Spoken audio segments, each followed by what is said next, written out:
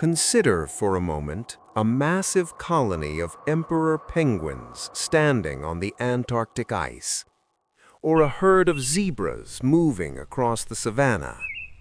To the human eye, nature appears to be a factory of uniformity.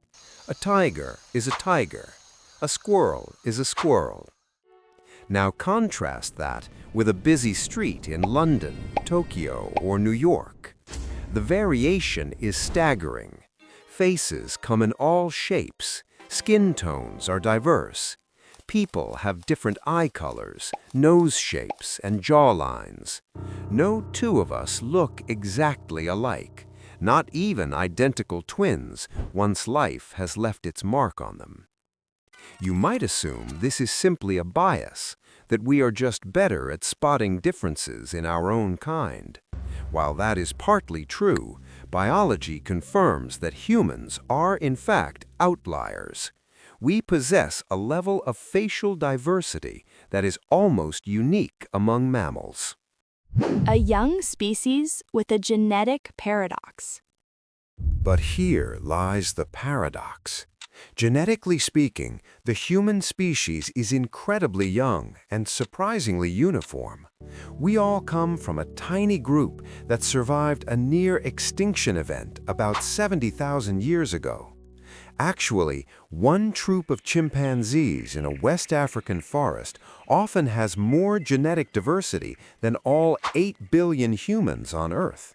So, if we are so genetically similar, why don't we look like clones? Welcome back to Factopedia English. Today, we're uncovering why humans look so different from one another, while most animals look almost the same. Survival through recognition. The answer lies not in our genes, but in our survival strategy. Humans are different from bears and tigers. While those animals mostly live alone, people need social connections to thrive. We survive by collaborating, but collaboration carries a risk. In a complex society, it's important to know who to trust. You should identify leaders and, most importantly, recognize those who have betrayed you before. If all human faces were identical, a cheater could blend in easily. This person takes food without giving anything back. They could vanish into the crowd and come back later as a stranger. Anonymity is the enemy of social accountability. Evolution, therefore, placed a premium on individuality. Over thousands of generations, we developed what scientists call status interaction. We evolved to be recognizable. Our DNA lets us have many different facial features. It helps us stand out as unique individuals. Self-domestication and the power of difference.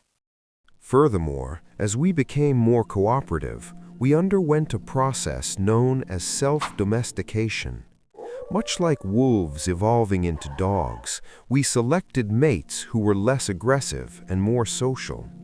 This softened our features, reduced our heavy brow ridges, and unlocked the variety of pigmentation in our eyes and hair that we see today. In the end, the reason we look so different is largely because we need each other so much. Our unique faces are not a sign of separation. They are the mechanism that allows us to be known, to be remembered, and to be held responsible by those we love. We are different precisely so that we can be connected. Thanks for watching Factopedia English. Stay curious, stay informed.